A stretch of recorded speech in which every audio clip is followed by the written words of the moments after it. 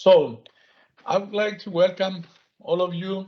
Good afternoon, first of all, to the 14th webinar organized by EU Health Gateways in collaboration with the European Scientific Association for Health and Hygiene in Maritime Transport, the EU Ships Association. The webinar is on the standard operating procedures for mosquito surveillance and control activities at points of entry. My name is, I'm Professor Christos Hadjikristodoulou. I'm Professor of Hygiene Epidemiology, and I'm the coordinator of the EU Health Gateways. And I was coordinating in the past several projects and actions related to transport and health and public health. The total number of the registered participants to watch the live of the recorded webinar is 257. Unfortunately, the platform cannot accommodate more than 250. So the rest of the participants, of the registered participants, are going to view the webinar, the recorded webinar. The participants comes from 20 European countries and 26 non-EU countries. The total duration of the webinar is going to be 2 hours. And to have a lot of presenters, we are going to present them when they are going to present. I would like to ask now Nick to provide some information to the users of the platform, the participants. Thank you, Professor. Your camera and microphones will be disabled by default. If you want to speak, please raise your hand by pressing the raise hand icon on your screen, and the administrator will activate your microphone and camera. Make sure that you also enable your microphone and camera optionally after the administrator activates them for you. The chat option will be disabled, and please, you can also share your questions for the Q&A session in writing by email before, during, or after the webinar to info@healthgateways.eu. Thank you. Okay, Nick, thanks very much. And I will proceed directly to the first presenter, which is Barbara Mouhtouri. Dr. Mouhtouri is an associate professor of hygiene epidemiology at the University of Thessaly and currently leads the maritime transport work package of the EU Health Gateways Joint Action.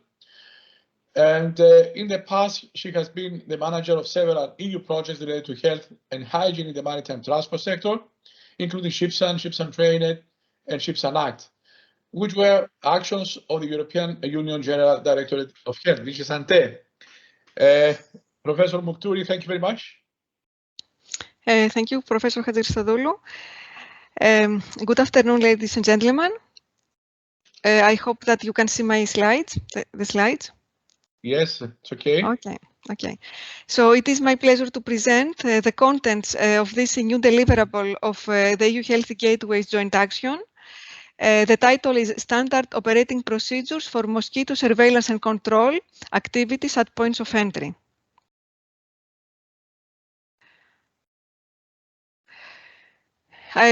Just a few words about the joint action. The EU Health Gateways Consortium consists of 38 authorities located in 28 European countries. The objectives of this joint action are to support cooperation and coordination between EU member states, improve capacities at all types of points of entry, airports, ports, and ground crossings, and prevent and combat cross-border health threats coming from the transport sector. The work that we have done and we're going to present today is focusing mainly at airports and ports, and in another version, maybe at a later stage, we're going to include also activities for ground crossings. This task gave us the opportunity to bring together experts from the entomological field and also experts from public health aspects at the points of entry. And it was a very nice and interesting cooperation. The document that we produce builds in previous work of ECDC and WHO for vector surveillance and control activities and points of entry. And our intention was not to repeat what is already known, but to gather existing knowledge and experience and provide practical and a practical approach to support points of entry to develop their own SOPs, standard operating procedures for vector surveillance and control. We have the first version, the first draft preliminary version has been shared with the review group and is going to share it widely with the partnership for comments. And we believe that by end of April, we're going to publish it. So it's a working document still. Also, this document that we're going to introduce today has links with other deliverables of the EU Health Gateway Joint Action, and activities should be considered, activities for vector surveillance and control should be considered as part of the general public health plan of an airport or port, as well as the country's policies for prevention of introduction of invasive mosquito species, and also of controlling and preventing vector-borne diseases. Therefore, both routine operations and emergency planning should involve vector surveillance activities, and public health contingency, emergency planning should be linked with the integrated vector management plan of the point of entry. So in the EU Health Gateways, we have developed a deliverable, a tool for public health emergency contingency plan development and assessment at ports and at airports. So we believe that these two activities and efforts should link. I'm going to briefly give an overview of the table of contents of this document. Chapters 1 and 2 provide evidence for vector dispersal through ships and airplanes and vector-borne diseases related to airports and ports.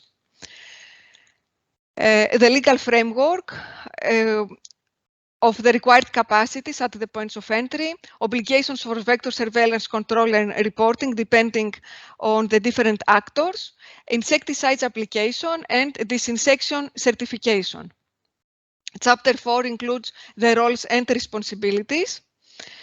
Of course, an intersectorial approach and cooperation is needed among the public health authorities, infectious disease surveillance authorities, medical entomologists, airport operators, port operators and administrations, aircraft operators, ship operators, pest control operators, subcontractors or competent authorities depending on the countries, other contractors of airport and port facilities like warehouses, terminals and others.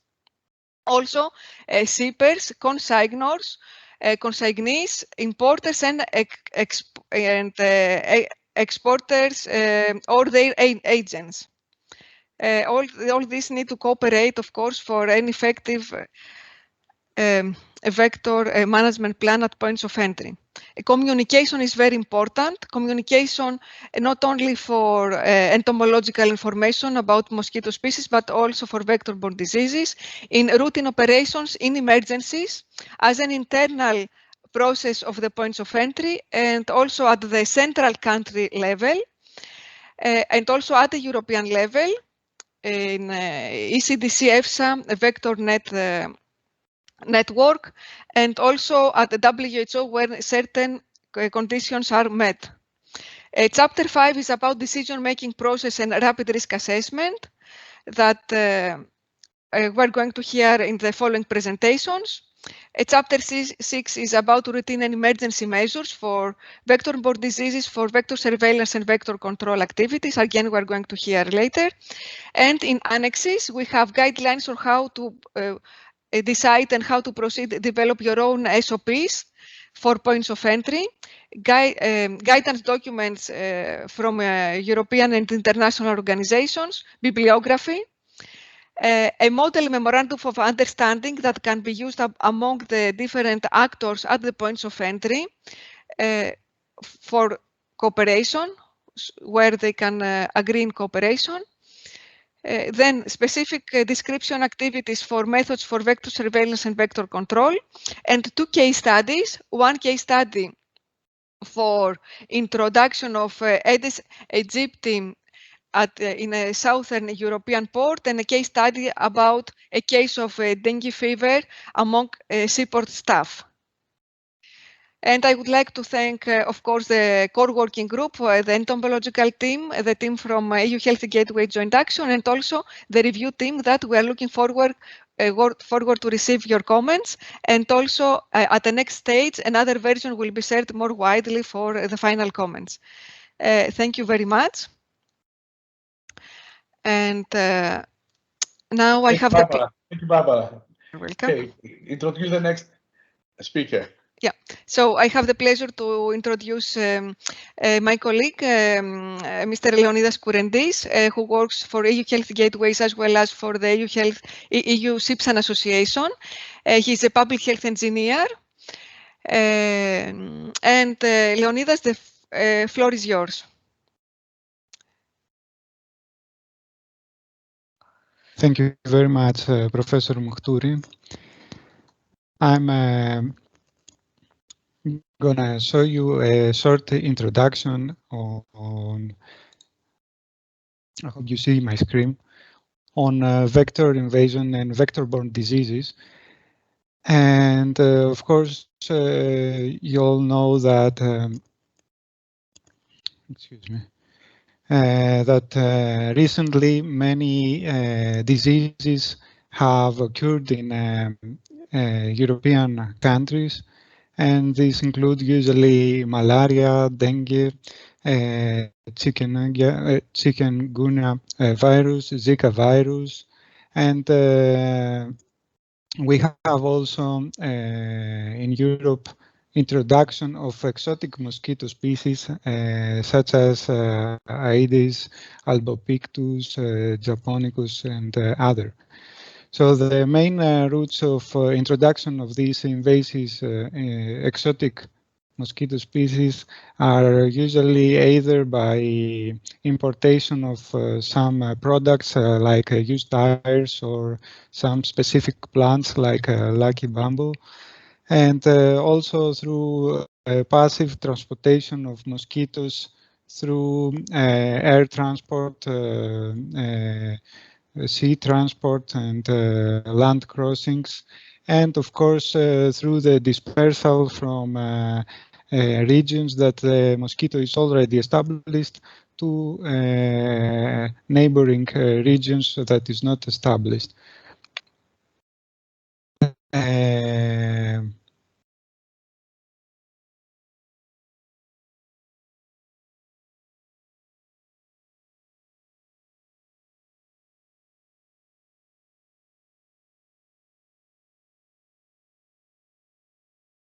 Probably has a problem with his connection. We're waiting for to be reconnected.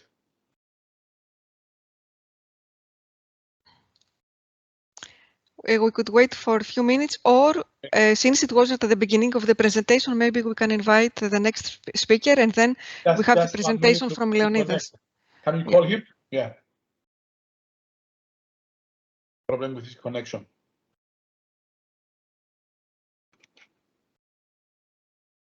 It's happening when it's said.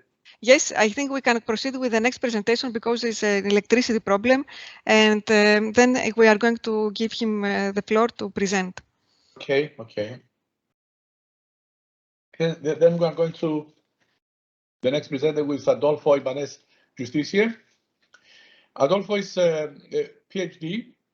He's since 2010 a senior researcher employed at the National Reference Center of the Netherlands Food and Consumer Product Safety Authority. Since then, he worked on contingency plans, quick scans for new introduced insect species, and pest risk assessment. Since 2011, he focused his work at the Center for Monitoring of Vectors on collecting, analyzing, and publishing data on vector species, making habitat suitability models, and advising on surveillance and control actions against invasive mosquito species. His research interests are focused on surveillance, risk assessment, and risk mapping of vector of diseases. Adolfo, thank you very much, and thank you for the hard work. You belong to the core working group, and thank you very much for all the support on the work dedicated to this advice, to this guidance. Thank you very much. Thank you, Christos. It was a pleasure. It's a pleasure for me. I will share my presentation. I hope you just let me know if you see the slides. Did you see the slides? Yes, perfectly. Okay. Thank you. Okay. Okay, thank you very much. I'm Adolfo Ibanez, and I give this presentation also on behalf of the entomological team of the EU Healthy Wealth Gateways, on behalf of Romeo and also Antonios. I will focus this presentation on the risk assessment of vector introduction, so probably more on mosquitoes and also exotic mosquito species, and both for introductions, risk assessment for introductions for airplanes and with boats in harbors. So here a little let's say introduction. Normally with boats or with planes. People that travel from country to country A, they just go in the plane, they go to the country B, and they just go out. But if those people and those planes are in places that are really sunny, they can go on holidays. There also could be also mosquitoes there. So those people and the containers that are going in the planes or in the ships, they also travel together. Can also travel together and go out in the country B. And those mosquitoes, if present, they can be released in the country, in the second region. So this is not a new phenomenon. This is something really known already. And in several studies, like a 13 years study in the USA, more than 20,000 mosquitoes were captured from 92 species in the United States in planes. And also in a French study, the conclusion was that between 8 and 20 Anopheles specimens were flying from Africa in each flight. In the Netherlands, where I'm working, we also have introductions of mosquitoes by plane, and here maybe you can see just a mosquito was photographed something like 10 years ago inside a plane. So we already started some surveillance due to those findings. So, but the point of this presentation is are all the airports and ports at risk for introduction of mosquito vectors?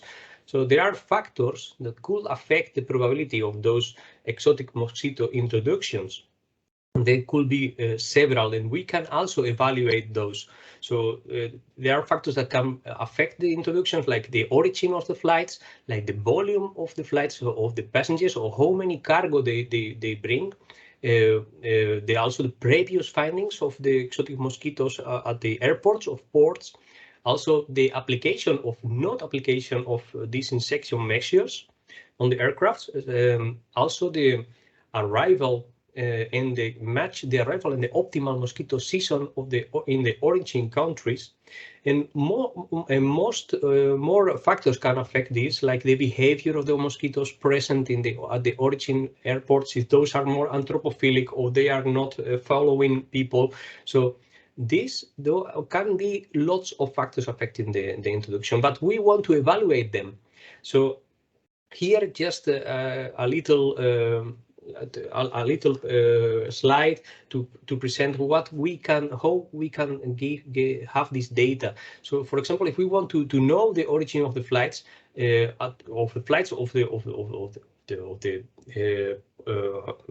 origin of the boats arrive into a port, we can also ask to the authorities, and this information can be provided by the airport authorities. Why? Because if we have this information, we can select those locations in the map.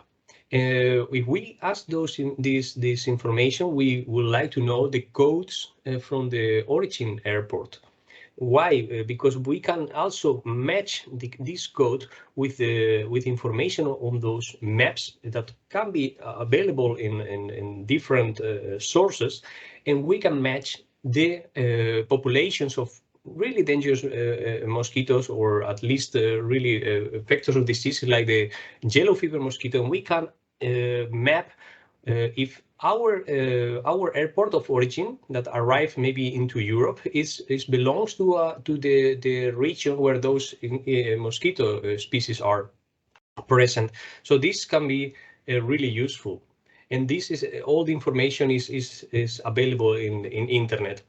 If we want to know the volume of flights, because this volume of flights, how many flights arrive to our airport that we consider, or how many passengers, or how many freight, we can ask also to the airport authorities, or we can just Google. So we just can check by Eurostat data, the Explorer flights, and we have different links like this one. And in this link, we can just ask what is the volume of the airports that we want to select in a country. I just show you here as an example. If we click here and we select different airports, different country.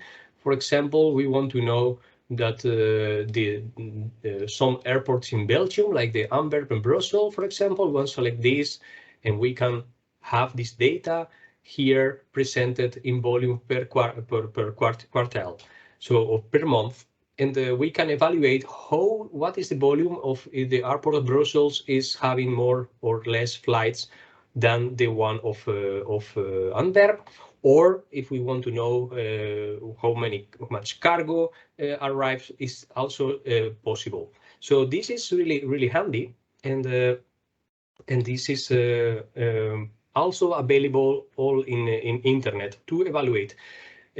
We also can have access the data from the previous findings of exotic mosquito species. We can also ask the airport authorities for nuisance notified in aircraft, for example, in the facilities. We can also check the bibliography. We can ask, check in internet if there is, or publication or bibliographical search, if there are some published articles that says that mosquitoes arrive to airports considered. Here one example. And we also can check in internet, for example, what is if there is some news like this one that we find the yellowfin mosquito in Schiphol Airport in the Netherlands, or mosquitoes arriving to Belgium in the airports. So this information could be really interesting. Also, the authorities can also give information on the application of disinsection measures. So no disinsection will be more risk in for introduction of mosquitoes, but also interesting to know if they also apply disinsection in the cargo space of the airplane, or also for boats could be really similar. Also interesting is to know if the arrivals at the airport match with the mosquito season, the optimal mosquito season. There are some available resources. We can check, for example, this one, and we can know if here between November and March is the optimal mosquito season in this region. If we have flights that they come into Europe and they have dangers of exotic mosquito species, we don't want to have it, then we can use this. And if they match, there is a risk. If the flights arrive in December, like it's also happening in the Netherlands, for example, we have yellow fever mosquitoes that arrive in January or in December, and because they arrive from those areas, so we can match, and there is more risk for this reason. But how we can categorize the risk profile of the different airports in a country, and what for surveillance or control measures need to be proposed by different categories. This is what we do in the risk assessment. So we have 3 phases: the preparatory phase, the prevention phase, and the emergency situation. And in this one, in the preparatory phase, we will decide if there is risk or low risk for introduction of exotic mosquito species. So we developed a methodology to assign airport locations or port locations to different categories. I show you here only for airports, because it's Otherwise, it will be really long presentation. And what we do is we evaluate all the risk factors that I mentioned before, and like origin of flights, applying of this section, the season origin, the volume of cargo, more volume of more passengers, more flights, more risk. And we gave some values to this. So we have some categories, we have some scores, and we consider, or we have some risk evaluation.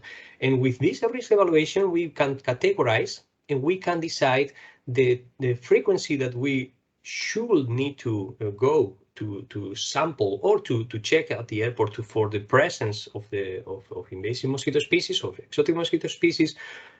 Which locations at the airport need to be considered in this surveillance, and the technology, or what for methods we will apply, or we will only do passive surveillance, or we will do some other methods like adult sampling or putting traps. So with this idea, we develop a concept of risk factors associated to a description, and we gave a relative score. So, for example, for the risk factor origin of flights arriving at the airport of the port, if there are only internal flights from areas not colonized by any single mosquito species or invasive species, then we will give a 0. But if the flights arrive outside the European Union and there are known areas with invasive mosquito species, we give a higher value. So, from the same with the other risk factors, like more passengers or more volume, or if the airport is not in the top 10 or this is really low category, we gave a lower score. And if the airport is a really important airport with international of national level, then we give a really higher score. And in the same with the rest of the categories. So at the end, with all those scores, we can have a summatory, and the summatory we can give a relative score that in this case we gave this as a proposal. This is an adaptive scale, so I think we suggest to the countries to develop their own scale. So we can. I think we need to be flexible. But if for example, the proposal is if we have, for example, between 0 and 4 relative score is a really low risk category for introduction of invasive mosquitoes, and we will only do passive surveillance. We will inform people from the main risk sites of the airport, of the port, and that will be done once in a season. But if the risk is high of medium, then we will give some other things, like we will propose to do adult trapping of larval sampling on main areas, and this is the frequency that this will be 2 times a month. Of course, that will be adapted per country in each situation. So this is my presentation. I hope you find it interesting, and I thank you for listening, and also to thank my colleagues and to give me the opportunity to talk here, even if I am confined at home with coronavirus. I hope my voice was clear enough. Thank you very much.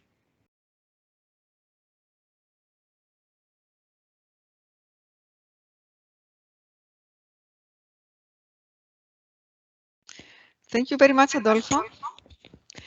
I think Leonidas is now connected, and of course, we are going to have at the end the question and answer session and discussion.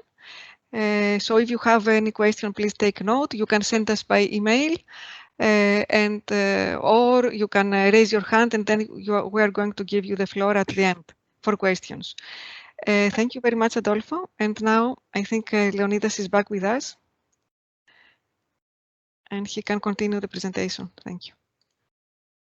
Everything's okay, Leonidas?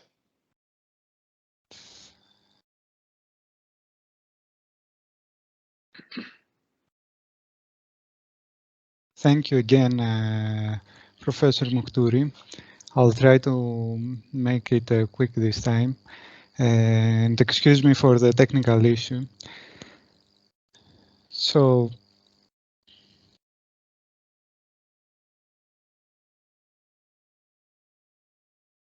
So as we said, in some cases, especially in aircrafts, mosquitoes can survive while traveling inside the aircraft because the trip duration is small.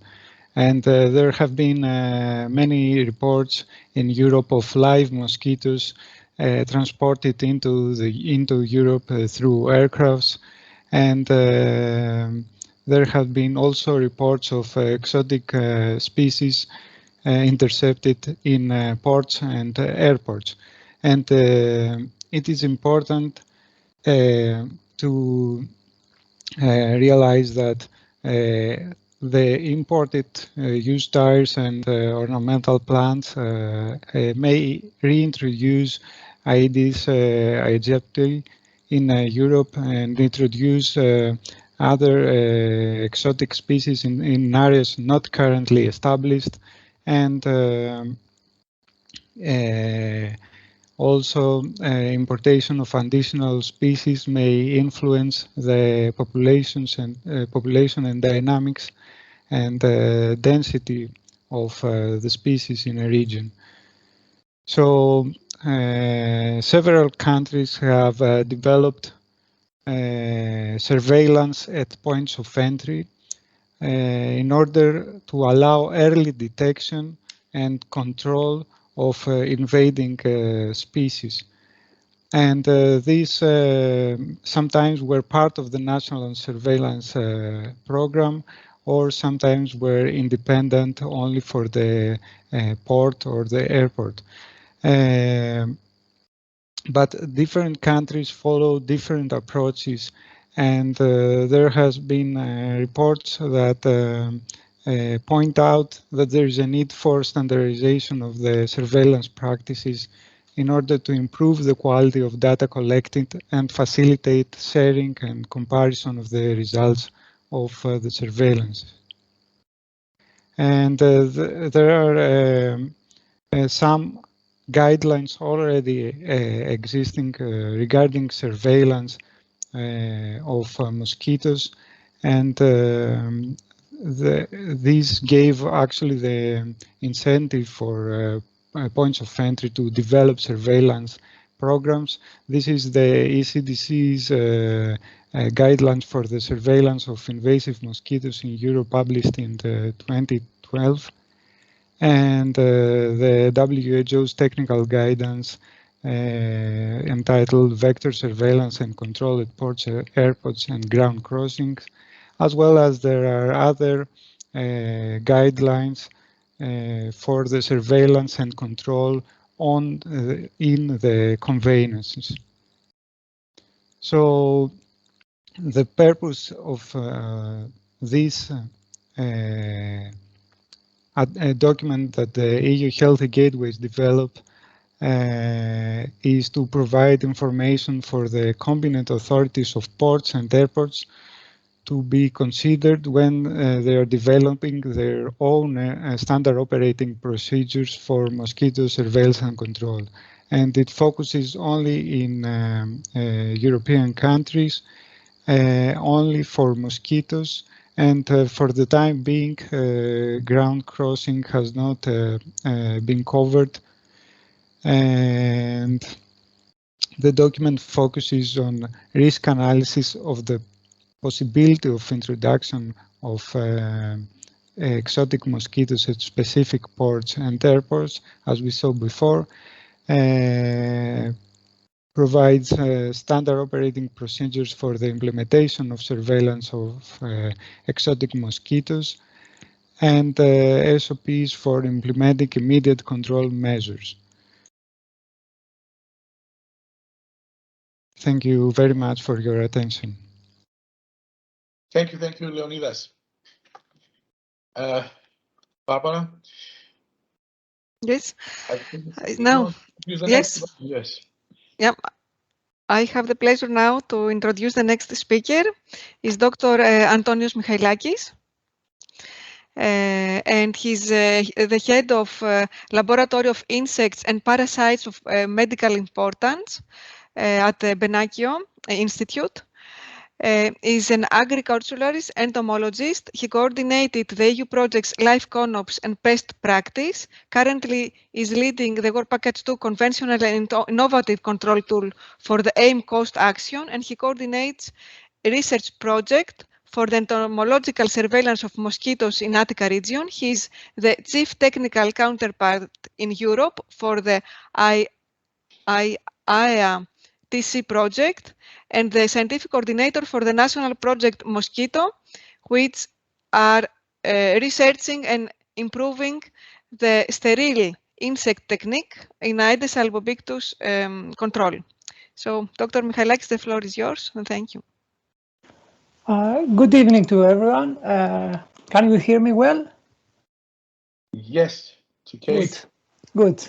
And I would also like to thank the core group of EU Healthy Gateways that invited the entomological team. It was a nice challenge to collaborate with other people that working years in point of entries, and it was with Adolfo and Romeo. It was a really challenge for us to stay in the point of entries because you know, surveillance. We are doing surveillance every day, but in point of entries things are not so easy. So that's why Adolfo presented very clearly the way that we are deciding each time the actions and the methods. So together we are going to explore the surveillance and control at point of entries.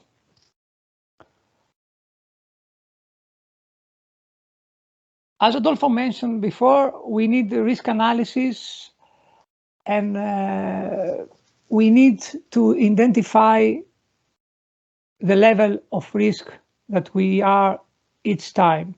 This is very important, and together with the surveillance data, we need them to decide each time what we have to do, how and when. So each time we need to know in which phase we are, or if there is an emergency situation, and what action we should implement. It is very important for the risk management to know the level of the risk, because otherwise it's not easy to decide what we do. As Varvara and Leonidas mentioned before, it was not possible to have one SOP for every case. That's why we tried to recommend things that everyone should consider in order to produce the SOP for a certain point of entry for a certain area. So it is very important to have the risk assessment and decide our plans and actions. In prevention phase, we have to place the monitoring devices, the traps. This is very important, and this must be done together with larva collection and probably with adult samplings. We need to highlight that always we have to do surveillance and control, even if risk is the minimum. In case of emergency, it is very important to explore and identify if the detection is an accidental introduction or we have an exotic species that is already established at a certain point of entry. So, routine surveillance. If there is the capacity, it is strongly recommended to be implemented during the whole year. Otherwise, the surveillance plans must be related to the risk identified in our risk analysis. And of course, this must be combined all the time with the mosquitoes activity in the area. This is a good example from our colleagues in Avia GIS. presenting the Aedes activity in Europe.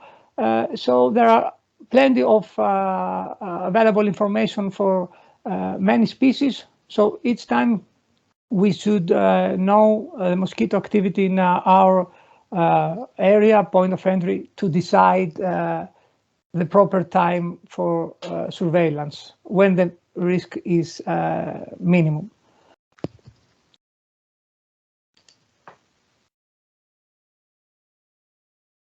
So in case of routine vector surveillance, we must identify good places to install our traps.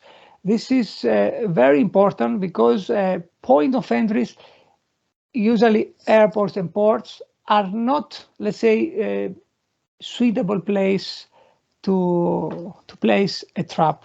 So we need to find places to be sure that mosquitoes will visit, and consequently we will record them. These are some examples based on our experience that in airports sometimes we put traps indoor in areas that containers and baggage with baggages and cargo are opened after arrival. Outside, usually in areas close to the buildings where aircrafts are parking. In ports, we recommend cargo loading areas if there are some warehouses, and of course areas with restaurant, coffee shops, and generally areas that the publics are gathering.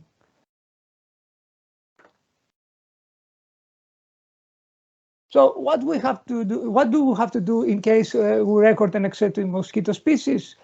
This is the emergency situation, and it is important to identify if the detection is an accidental introduction or IMS is already established at a certain point of entry. The first step is to intensify larva and adult searches surrounding the place that we collect the specimen. So it is very important to search for breeding signs and conduct this surveillance for at least 4 weeks. In this case, the frequency of inspections must be weekly collections, and we stop only after 4 weeks without any kind of detection.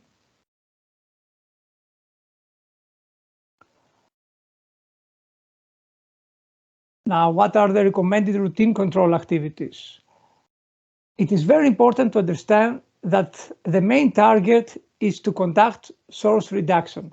Therefore, the principal management method is to target breeding sites, and if it is not possible to eliminate them, then we may use biocides or silicone-based liquid products for mosquito control. So we need to find the breeding sites and try to reduce or eliminate this. This is very important, and this is under routine activity.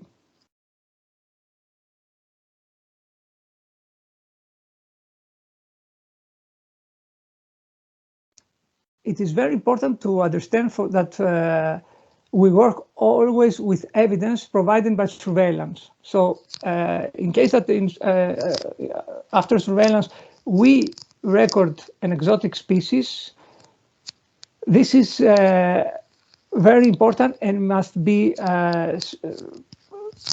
in collaboration with authorities and specialists that can help on identification. Under the emergency plans, again, larva control treatments is the most basic and elementary step that we are conducting. Of course, if we have a significant presence of others, then we should also consider alticide treatments. In any way, we have to expand the area under control always together with the evidence provided by surveillance. And we stop the emergency control procedures after 4 weeks without evidence.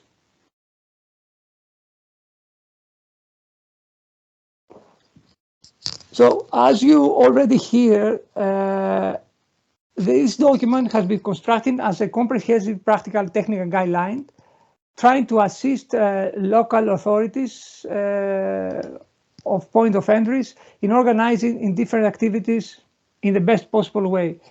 Therefore, there are several annexes providing details for every topic, such as surveillance and control.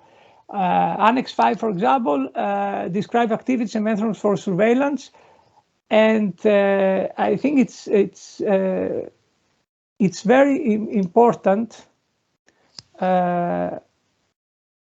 Sorry. Yes, it is very important to highlight that vector surveillance and later control must be part of an internal procedure of routine measures or emergency plan for each point of entry as part of an integrated vector management plan. And we must also highlight that these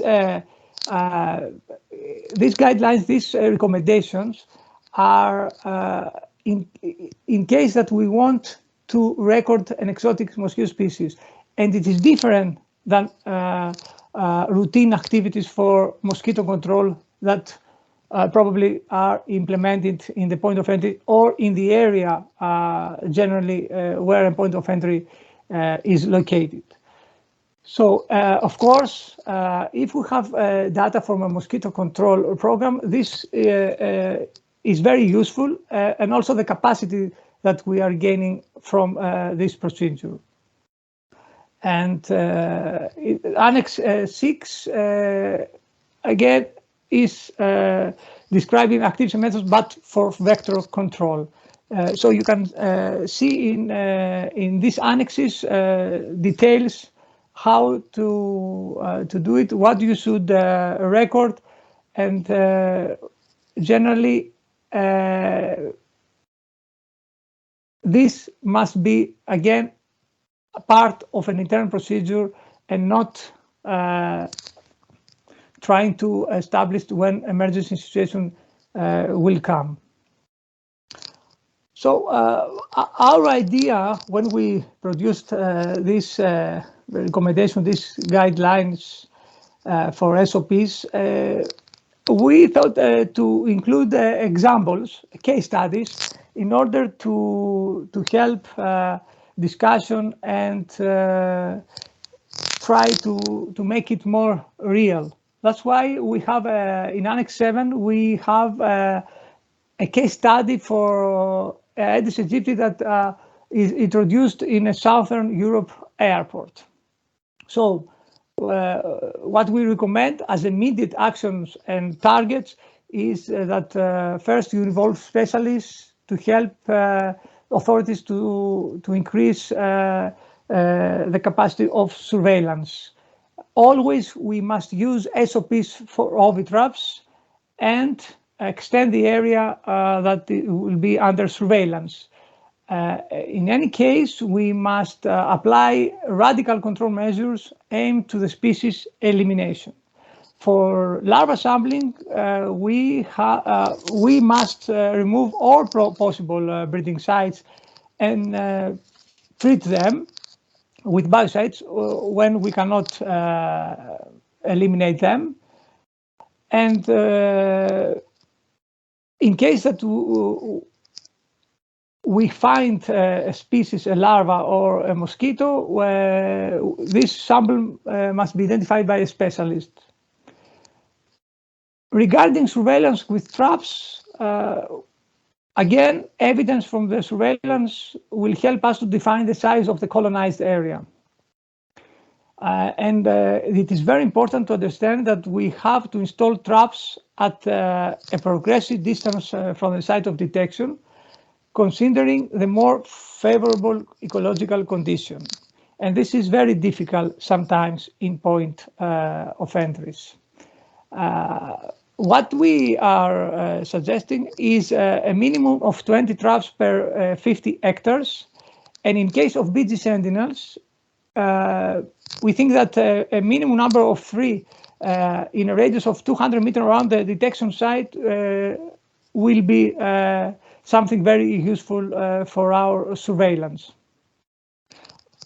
It is very important to know that when we have a positive trap, we have to be kept fixed for the entire monitoring season. But if we have negative traps, we may also consider repositioning them to find more favorable station. Now, regarding SOPs for OV traps, you may find a detailed protocol in Annex 1 and 2 in this journal that produced in 2020, and also under the frame of MCOST, we recently produced a video on this. So you may visit our websites and download the videos, and you can use it, you can share it. And this video has been translated in more than 27 languages. So we hope that it will be useful for you to see this SOPs for OV traps, because OV traps is a very useful tool when we want to do a surveillance in a point of entry.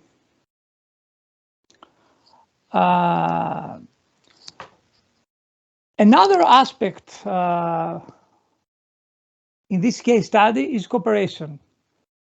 Cooperation is very important, and this is why Varvara mentioned this special annex for Memorandum of Understanding.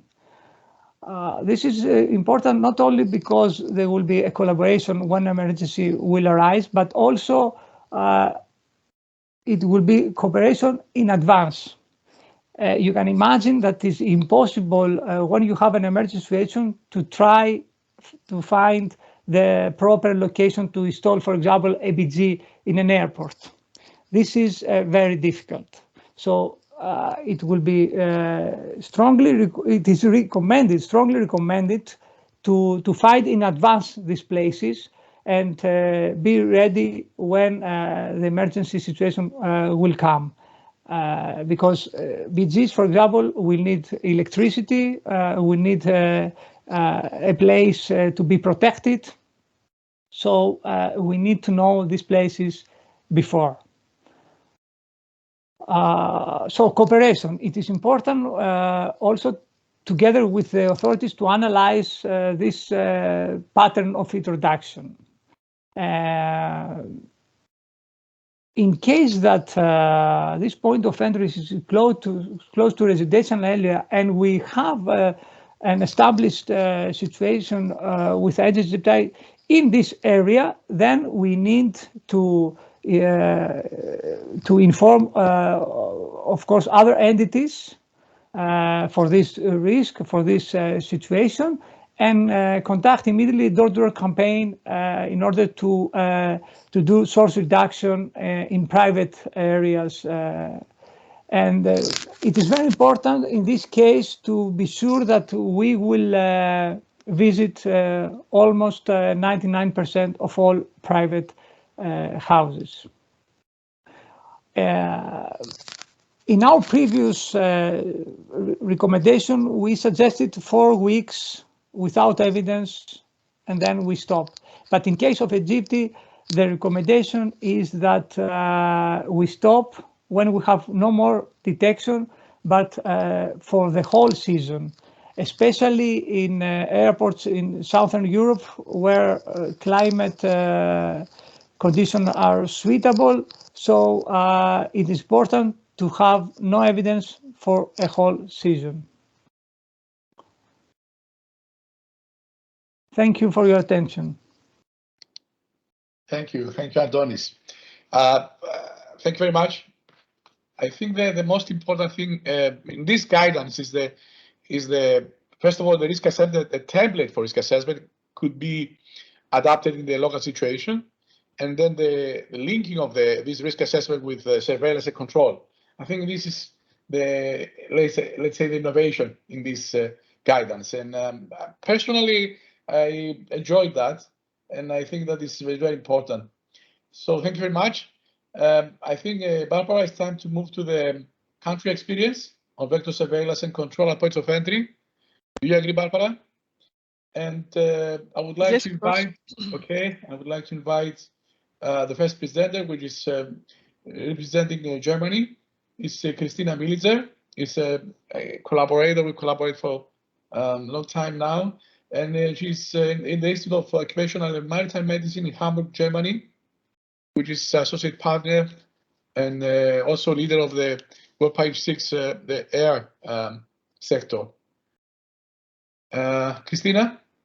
Thank you very much. Thank Do you see my screen? Yes, could you please full picture? Thank you. No, it's okay, yes? Oh, no, it's okay now, it's okay. All right. Yeah, thank you very much for the kind introduction and invitation to present in this webinar today. Before I start with my presentation, I would like to point out that I'm going to focus on mosquito surveillance in the port of Hamburg and will not talk about mosquito surveillance at German points of entry in general.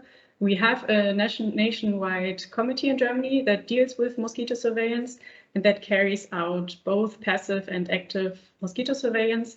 Active surveillance, for example, takes place in the Upper Rhine lowlands where Aedes albopictus has been introduced via ground crossing and is now considered there as established.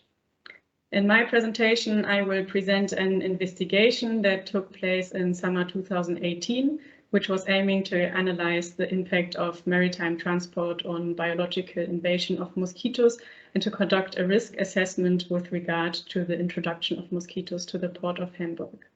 Institutes involved in these investigations were the Infection Epidemiology Department in Hamburg, led by Dr. Plenge-Bönig, and also the Hamburg Port Health Center, led by Dr. Dirksen-Fischer. Both are in the audience of this webinar. And the Bernhard Nocht Institute for Tropical Medicine was also involved. The aim of the investigation was to examine the whole process of biological invasion, which Chappell et al. Subdivides into 4 different stages, namely transport, introduction, establishment, and spread. And between these stages, there are barriers that a species must overcome to move to the next phase. Otherwise, the invasion process will fail. To assess the extent to which mosquitoes enter ships, thus to start this initial invasion process, container and roll-on, roll-off, short ro-ro ships were equipped in Hamburg with mosquito traps that sailed to mosquito endemic regions and were later on removed when the ships returned to Hamburg. Secondly, in order to evaluate whether mosquitoes survived the transport phase to Hamburg, mosquito traps were installed on ro-ro and container ships during their layovers in the port of Hamburg. And thirdly, the aim of the mosquito traps installed in the harbor area of Hamburg was to assess whether invasive mosquitoes were already being introduced and established here in Hamburg. Now I'm going to present step-by-step the results of the investigation according to the stages of biological invasion. And the data collection took place between August and October 2018. And on the top right, you see a BG Sentinel-2 mosquito trap, which were equipped with a special scent that imitates human odor. And in some traps, we also used dry ice, but that was only possible in the traps in the port of Hamburg. And 2 to 3 of these traps were installed on 3 container ships and 2 ro-ro ships and were sent along the journeys of the ships. And the traps were constantly running. Yeah, so on the map on the bottom right, you see the different travel routes of these ships. And the ships had 7 to 16 stopovers and spent up to 390 hours in ports. The berthing times and number of stops are relevant in that they give mosquitoes the opportunity to fly on board and subsequently be inadvertently transported. On both ro-ro ships, a number of mosquitoes were detected. On one RoRo ship, 30 Culex and 2 Aedes mosquitoes were caught, and on the other 15 Culex mosquitoes. And only on one of the 3 container ships, a single mosquito was caught. Unfortunately, we do not know the specific species, we just know the genus. Yeah, coming now to the results from mosquito traps installed on RoRo ships, which were running only during the layover in the port of Hamburg. In this case, 7 RoRo ships, all arriving from West Africa, were investigated. 4 to 11 mosquito traps on 2 to 5 decks were installed per ship, which were operating between 10 and 31 hours. And additionally, 3 to 8 water samples were collected per ship and later analyzed for mosquito larvae. 1 adult Culex was identified on one RoRo ship and 3 Culex larvae on another RoRo ship. And these larvae were detected in a water sample from an anchoring device. And such an anchoring device, you can see it on the picture in the top right. And in some cases, these anchoring devices were filled with water. And yeah, in one sample, we found Culex larvae. Data collection on berthing container ships took place on 8 ships arriving from different regions. And on these ships, 3 to 5 mosquito traps were set up in 2 to 5 cargo holds this time. And they were running also for several hours.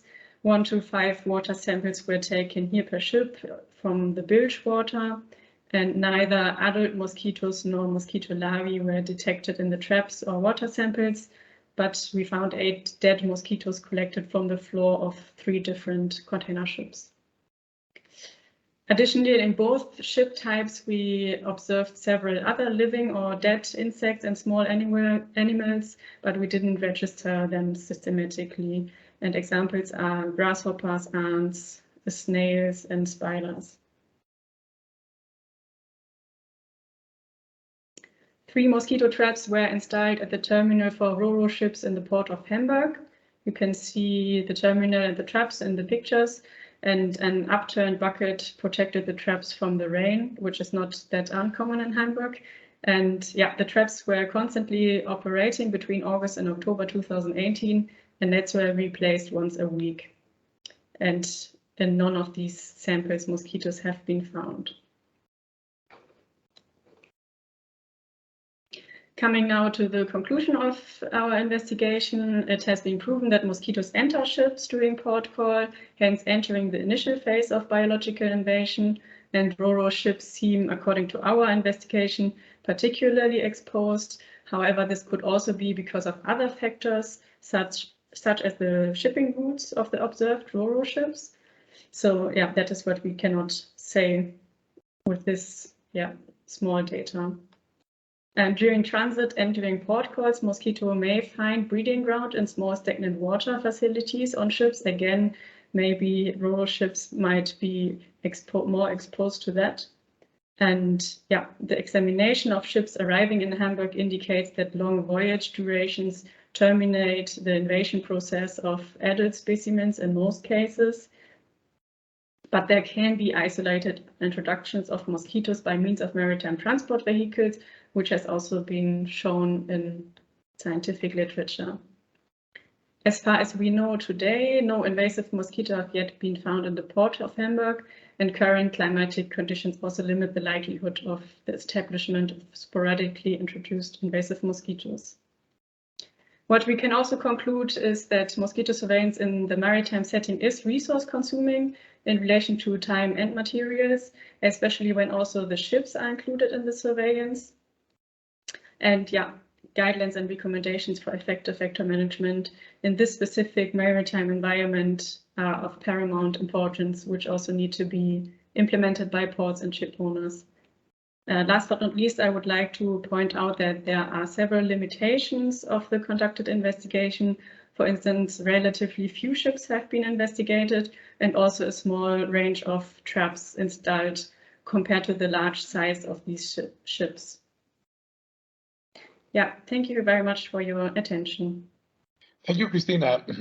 It's an excellent study. I think you provided some evidence, and especially for long duration travel. So it's very good to start. and possibly expand it in the future. But it's thank you for providing this evidence. I think we need that evidence. Barbara. Yes, I agree. We need that evidence, and these research studies can give us very useful evidence for routine operations and also emergency operations. I think they are very helpful. Thank you. So now I have the pleasure to introduce the next speaker, Dr. Panos Milonas. He is the General Deputy Director of the Benaki Phytopathological Institute of Greece. Correct. Yes, thank you. Thank you. So the floor is yours. Thank you.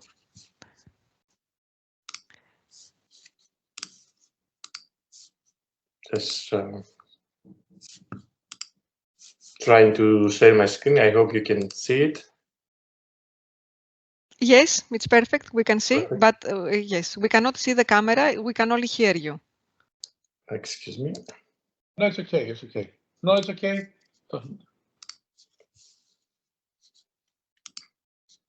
It should be okay now,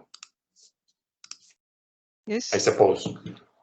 Yes, Yes. now it's perfect. Well, good afternoon. Thank you for the invitation and in the introduction. I will, as you said, my name is Panos Milonas. I'm also an entomologist. I work at this the Benaki Phytopathological Institute, and I happen to be the head of the Department of Entomology. I will just give you a very brief presentation about our experience in surveillance for mosquitoes in the points of entry in Greece, which in contrast to what you have just heard from the experience in Germany, is a surveillance that is not under the auspices of the country, but it is an initiative by our institute, which of course is a public entity for Greece, and started within a European project, the Life Conops project. Perhaps you have heard about that. So within the frame of this project, Life Conops, we have identified it early enough that surveillance data regarding mosquitoes' activity in the points of entry were lacking, and we included this activity in the actions of the project. And to start with, we have used some published available data about the biology and the life cycle of targeted mosquito species such as the Aedes albopictus and the Aedes aegypti.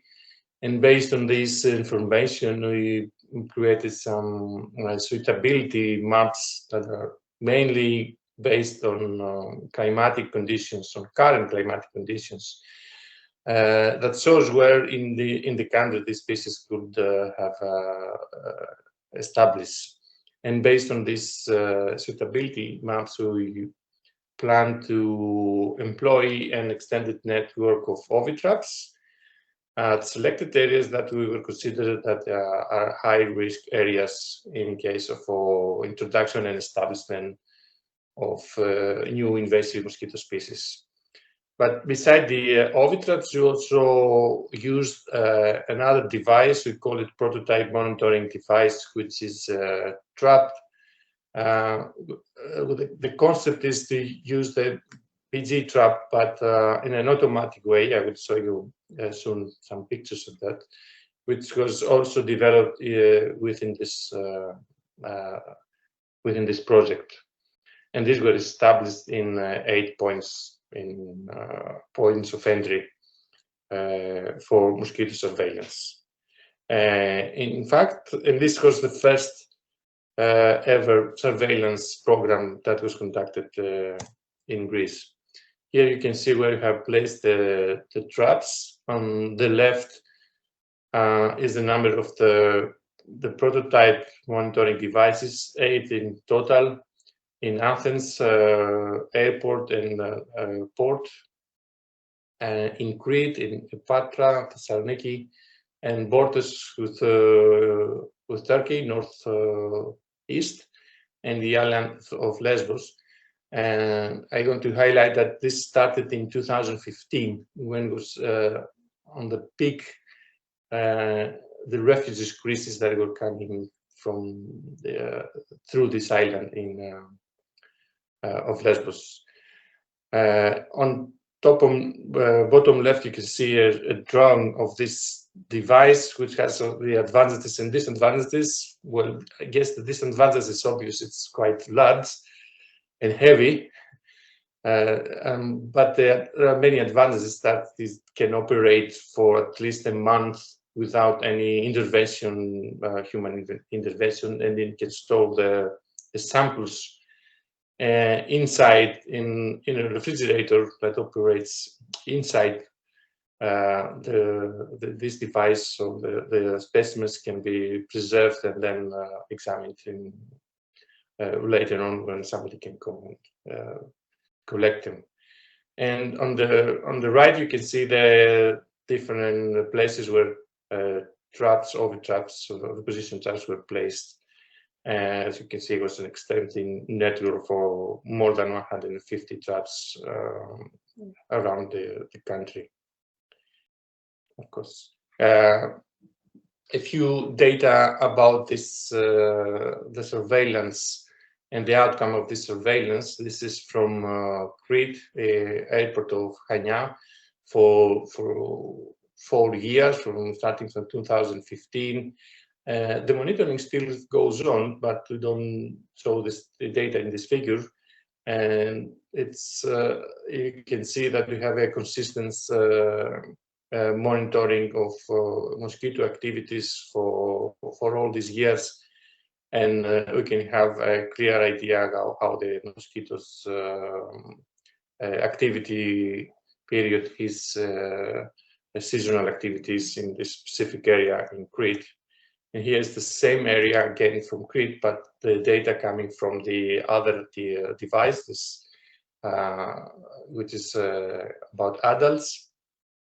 And you can see the numbers of adults captured in the device, and also some data with the BG, which was placed for comparison of the two different monitoring tools.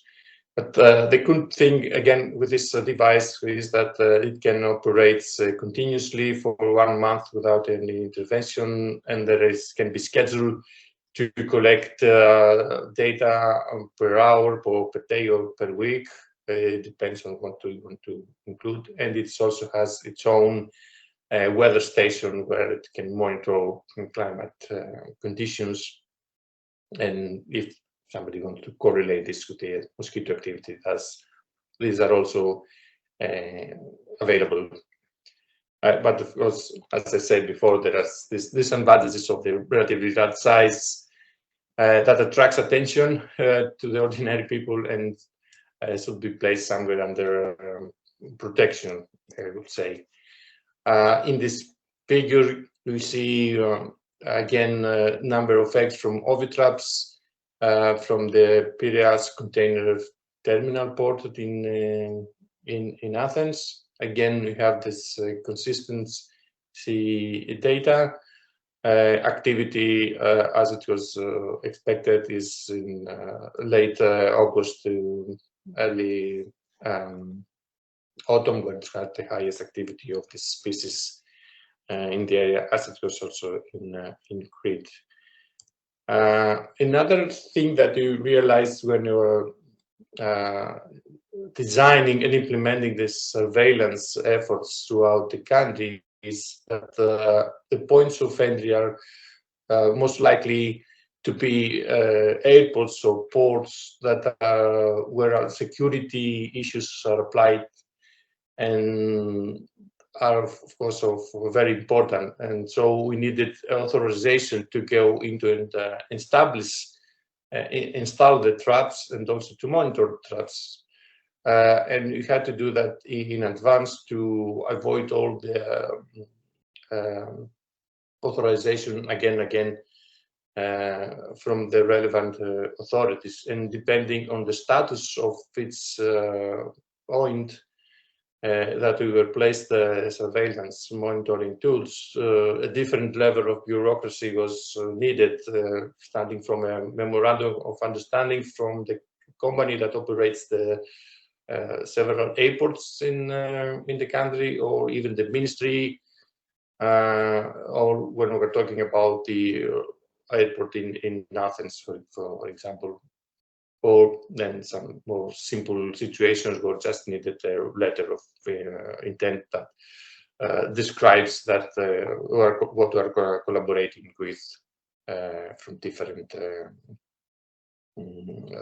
for different places where we place the traps. Based on all this, so we realized that the entomological surveillance produce reliable data for the mosquito density, and now we have a large data set of mosquito activity in the country, and we also check them about any virus infestation, but fortunately didn't find anything. And all this information, of course, is very important for control actions that we're not taking by us. It's not our responsibility to do any control actions, but the local authorities. So we will provide it to them all the data immediately, and then when there was increase in the population, then the local authorities had the chance to intervene timely and cost effectively to reduce immediately the population, taking the appropriate mitigation or management measures, larvae sites, or managing their breeding sites, etc.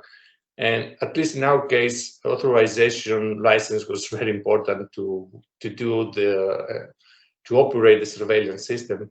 So we kind of advised to do that in early enough in the development of the system, so to avoid any problems with the relevant authorities.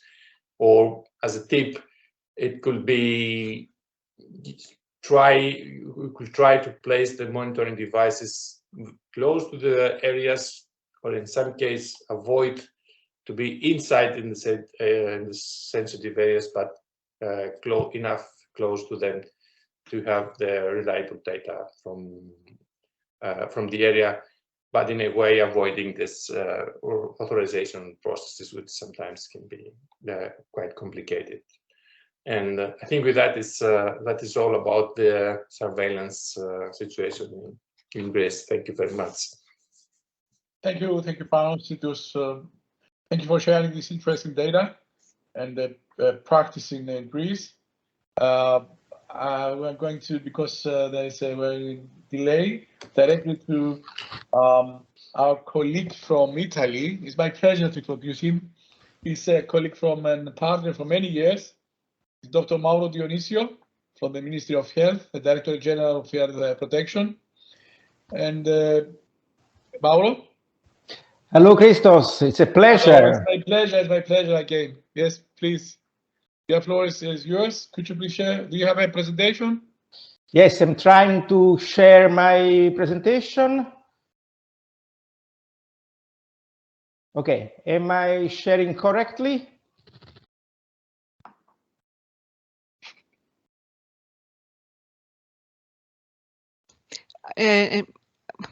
Dr. Dionisio, yes. Yes. Yes. Okay. Please put it's correct. Perfect now. Thank you. So yeah. I'm going to explain the Italian experience on the entomological surveillance for the early detection of invasive mosquitoes, important airports, but not only.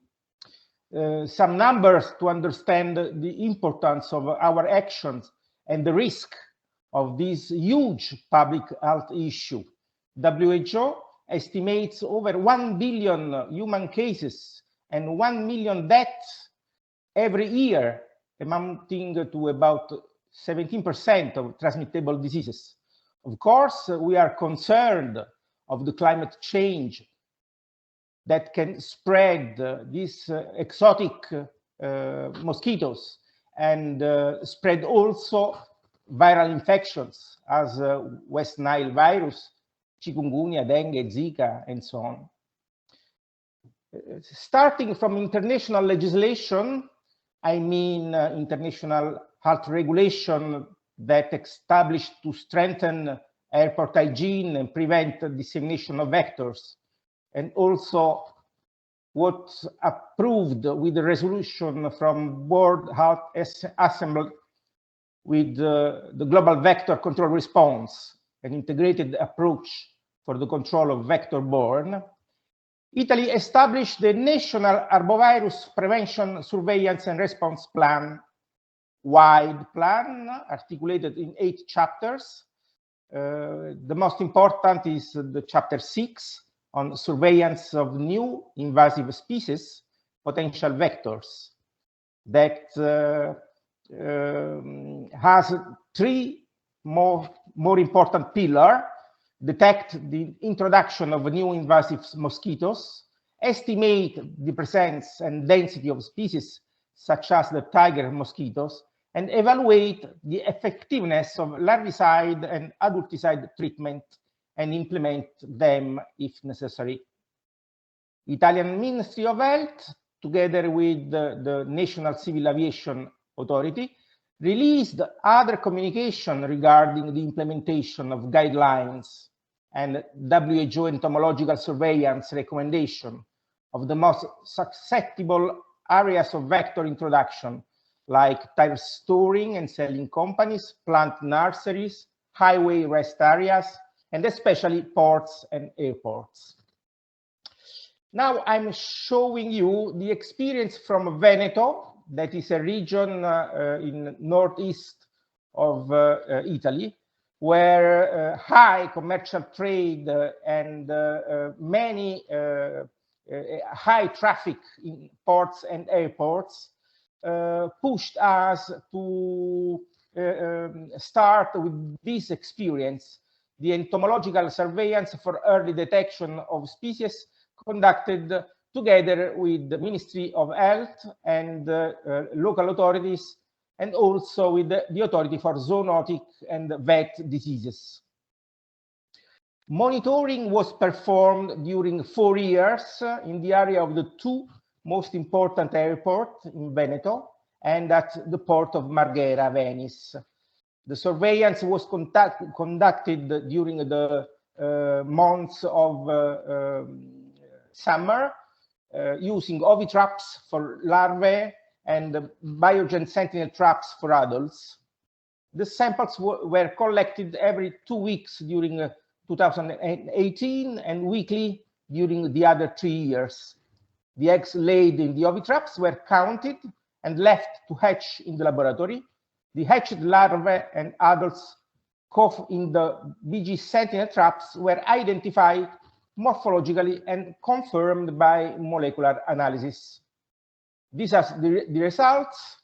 We don't found Aedes aegypti, but many Aedes albopictus, that is exotic species present in Italy since 1990. Also, 1 adult of Aedes coraicus in 2020 was detected in Venice Airport in July, and 2 adults in 2019. We are concerned of it because Aedes coraicus is a mosquito that can transport the virus of Japanese encephalitis. The high number of eggs and adults of Aedes species collected during the 4 years seems to indicate that the monitoring is sufficient. However, next step could be an increase in the number of ovitraps and BG sentinel traps in the monitored sites and sampling of the surrounding areas to increase the possibility of detection of new introduced species. Moreover, the high infestation of Aedes albopictus in the 3 sites is a wake-up for the risk of exportation of these species towards countries where it is not yet present. You know, this is an obligation from the international health regulation. It is strongly recommended to improve the efficacy of the control programs against Aedes albopictus in the monitored sites. So I come back to the most important pillar of our national plan, detect the introduction of new invasive mosquitoes, estimate the presence of density of species, and evaluate the effectiveness of the treatments. These are the targets. And this is the strategy: placement of an adequate number of traps in suitable sites, management by airport operators on a weekly basis, sending samples of mosquitoes to our National Institute of Health, analysis of samples and sharing of the results obtained with the collaboration between USMAF, local health authorities, and airport authority, increase the number of traps if necessary, conduct scientific insight, analysis of potential viruses in collected mosquitoes, test the efficiency of different traps, and evaluate resistance to insecticides in mosquito population. This is an action to conduct in parallel with the regular control in ports and airports, to on board of ships and airplane, to verify the implementation of regular action to contrast importation of the dangerous mosquitoes. So, starting from the two most important international guides, the Ministry of Health established this circular note with a specific indication for contrast virus chikungunya, dengue, and Zika since 2018. Let me give my thanks to Chiara Ziprani from USMAF Venice that helped me in preparing this presentation, and thank you for have listened to me. Thank you.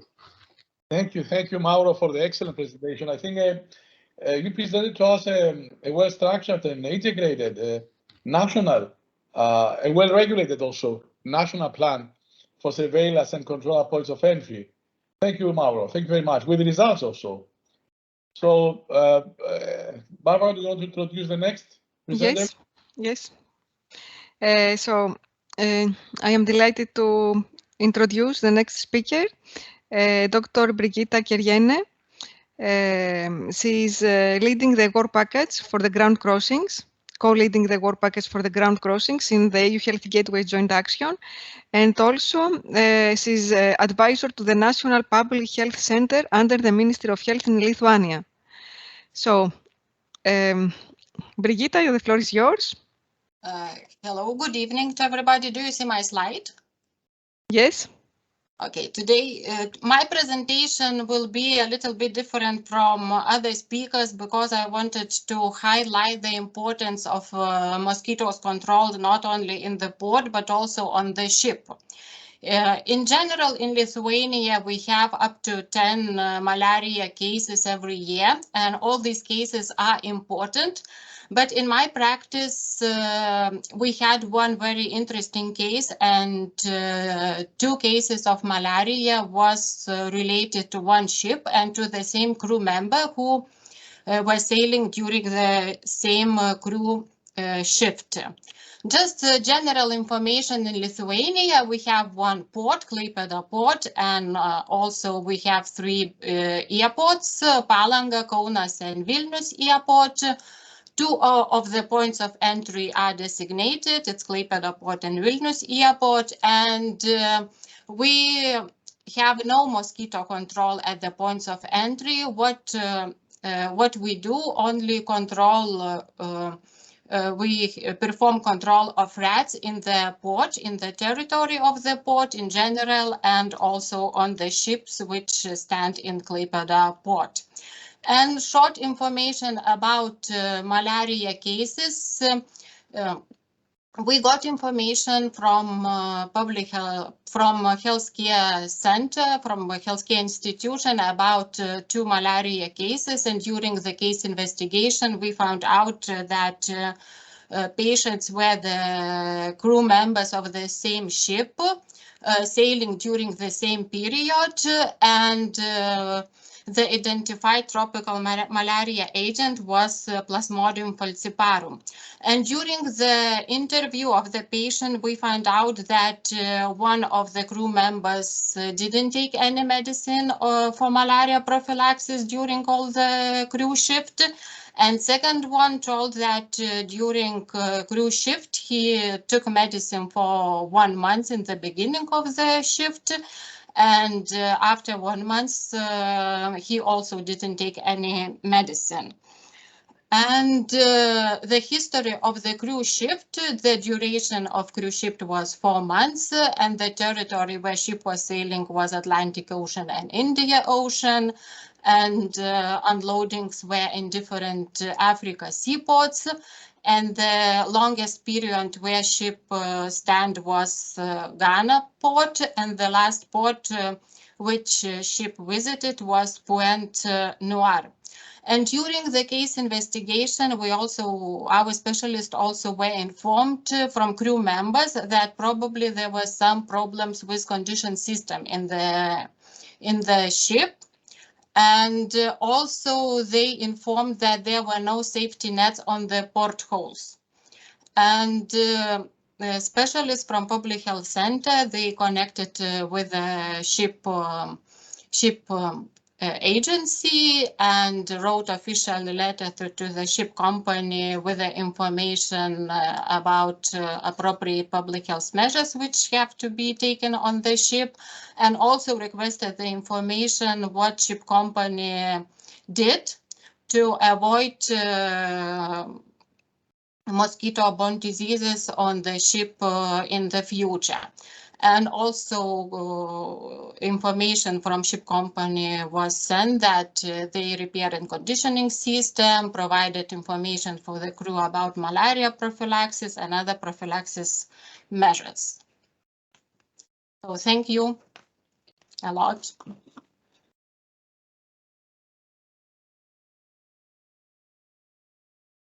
Thank you, Brigitta. Thank you for the excellent example. I think we need such a case studies to think that they also must take care of the means of transport, not only the points of entry. Thank you very much. Yes, and I also wanted to highlight that there was no possibility for our specialists to inspect the ship because ship was still sailing near Africa ports, near Africa. So we only could connect with them by emails, by official letters. Thank you. Thank you very much. Now it's my pleasure to introduce a speaker from Netherlands. It's Arjan Stroe, which is an entomologist and who heads the Center for Monitoring of Vectors. His team is part of the government service, and it is the Knowledge Center on Vectors in the Netherlands. Performing surveillance of mosquitoes, biting midges and ticks, and his policy advice and when needed, supervision and control actions are also done with this authority. Thank you very much. Can you see my screen? Yes, please. Yes, it's okay. Okay, well, I'm a colleague of Adolfo Ibanez, who you already saw presenting the way we select the points of entries in the Netherlands where surveillance take place. The surveillance is organized on a national level, like in Italy, and we have a center that is financed by 2 ministries, the Ministry of Public Health, of course, and also the ministry that is about agriculture, among others. Because, of course, vectors could also transport animal diseases.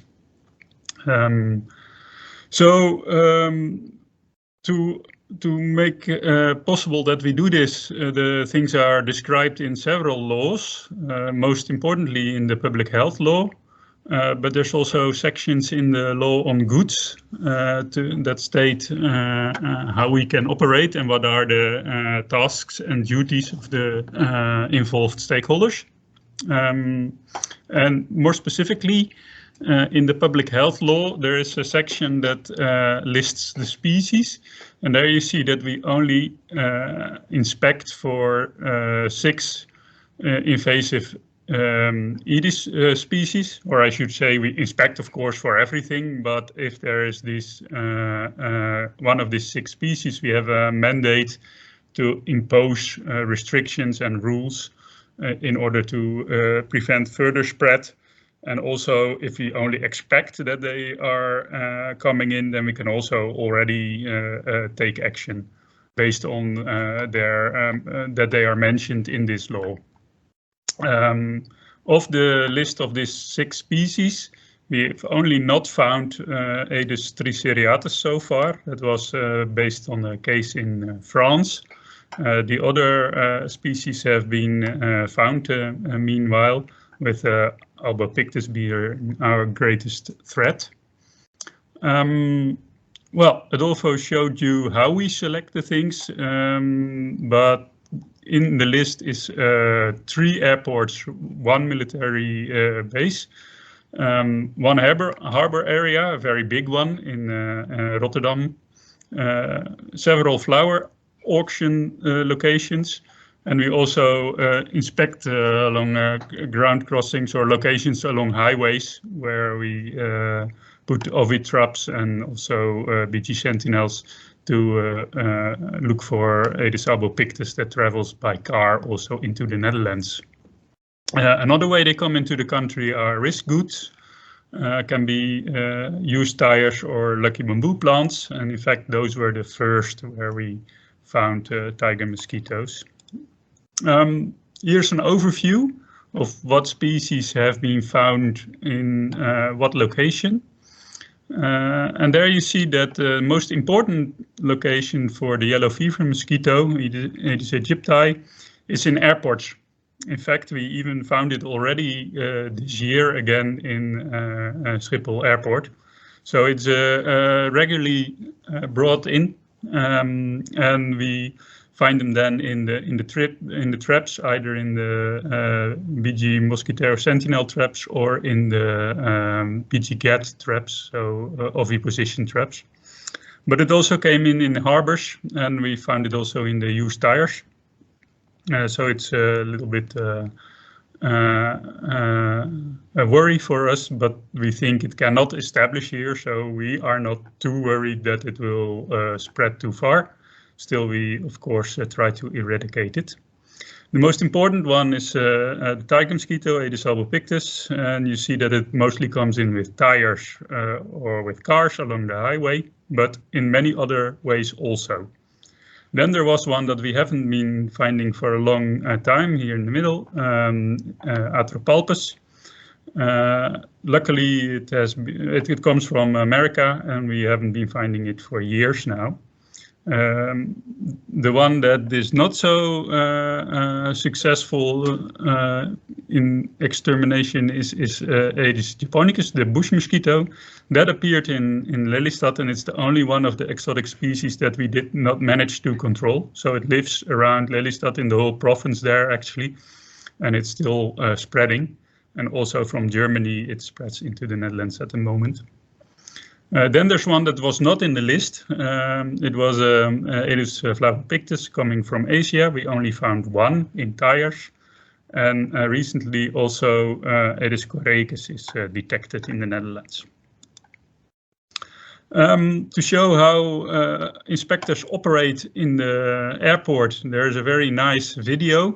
It's available. So I don't know if there's time for Dr. Correntes to share it. But it gives an impression of what the inspectors are doing in the airport. Of course, this is mostly about the people, not about the traps. And the traps, of course, are the most important part of the surveillance, where to put them and how many. This will all be in the documents that will be provided, I think. But it's not in the video. In the video, you can see what people are actually doing, especially inspecting these AKE containers, where the suitcases are when in transport. And Anne is here on the screen, shows how she does that. And the whole thing is supervised and made by my colleague Wietse den Hartog. Together with other colleagues. So if we can't see it here, you can see it afterwards by going to this location. Thank you very much. That was all. Thank you very much for all these very interesting results. And also for the video, it will be there, and those that are going to again view it in the recorded, they can copy the site and view the video. So thank you very much. It was really very interesting presentation with very good results. Barbara, do you want to introduce the next one? Yes, of course. I have the pleasure to introduce Mr. Kai D.U. from a quarantine officer from the Taiwan Center for Disease Prevention and Control. Actually, we've been in Taiwan and we have seen the procedures there at 2 ports. And we were very impressed on how comprehensive and how much work you have done. We have also read publications in Taiwan, and we are here very pleased to hear your presentation now. Okay. Thank you. Yeah, I saw a picture before when you came to Taiwan 2 or 3 or 4 years ago. Yeah. So I will share my slide here. Can you see my slide? Yes. Yes, this is perfect. Yes. Okay. So, okay, thanks again. So, my name is Kaidio. My name is Kaidio, and it's my honor on behalf of Taiwan CDC to share our country's experience on mosquito surveillance and control at points of entry. So this is my today's outline. I will mainly focus on these 5 topics. So as you know, Taiwan is an island country located in conjunction of tropical and subtropical area.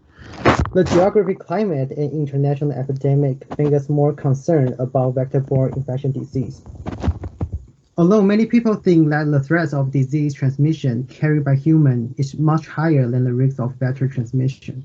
However, we can neglect the threats of vector transmission on cross-border. Aedes albopictus and Aedes aegypti are the 2 major vectors that cause dengue fever in Taiwan. So as you can see, in the past decades, there were 2 outbreaks of indigenous cases of dengue fever in Taiwan in 2014 and 15. And that's why the government liaison meetings is held every month until now. So according to our work manual of port quarantine, I will briefly introduce our quarantine SOP for mosquito surveillance into the following 2 parts. At the point of entry area, we use BG trap or light trap as a surveillance tool to collect mosquito. And after that, we identify their morphology. And as for larvae, we use OV trap to collect and count the eggs laying on the nonwoven. The increasing or decreasing number of eggs may reflect the mosquito population in the port of entry area. On the other hand, aircraft from high-risk routes of insect-borne infection disease, we will implement aircraft inspection. Quarantine officers will walk around the inside of the aircraft and use the sweeping net to collect any visible mosquitoes. After all the works, the collecting data will be input into the information system and also feedback each investigative result to authority at point of entry. And all of these procedures I mentioned above are under the Communicable Disease Control Act and regulation governing quarantine at ports. So here I show some surveillance tools and actual implementation situation. So on the left side, figure A is the BG trap and figure B is the OV trap. And quarantine officers will select suitable places to put these tools. On the right side is what we actually do on aircraft inspection. So if there is any abnormal results in each investigation, quarantine officers will collaborate with Environmental Protection Agency, health units, and port of entry authority to take necessary action. We will mainly rely on source reduction supplemented on pesticide control. Preliminary of source reduction will follow by this 4 strategy. Check the environment, remove sustained water, and reduction and brush the container. And all the instructions of pesticide control are followed by WHO guideline. Here we present some records in the past few years. As you can see the figure right on top, the yellow line is the statistic of Port of Kaohsiung, which is the 1,000th most international port of Taiwan. And these data probably reflect the linkage between geography, weather, and the vectors. The result of aircraft inspection in the past decade shows that Q-leg species was the major mosquito in the past few years. And besides, in 2014, one adult Anopheles mosquito was captured from the inside of Taichung Airport. However, after the follow-up surveillance, we did not capture it again. So we speculate that this mosquito was probably accidentally introduced by the aircraft to Taiwan. So last but not least, passing on experience and continuous training is what we value. Recent years, Taiwan CDC keep inviting experts to give a lecture of recognizing the ecology and characteristic of mosquitoes for our quarantine officers. And also we teaching us how to capture rodents and identify. So by doing so, keep training make us enrich our knowledge and solving the public health issue in the future. So this is the end of my presentation. Thank you very much. Thank you very much. As Barbara said, we enjoyed your presentation. I have to say again, Richard, what Barbara said before, I was also very glad to be there in Taiwan twice or 3 times to inspect airports and ports. And I have to say that Taiwan is very strong in public health at points of entry, general, core capacity, etc. So thank you for sharing your experience. It's worthwhile and well accepted also. Thank you very much. And we are moving now to a worldwide expert from WHO, Raman. I think that the name is very known to everybody, and we don't have to do any introduce to you, Raman, okay? And I know you for many years. We don't say the years because we say about our age. So, but the thing is that you are a worldwide expert on the topic, and thank you for participating in this webinar. And I hope that you enjoyed also the presentations. So the floor is yours, Raman.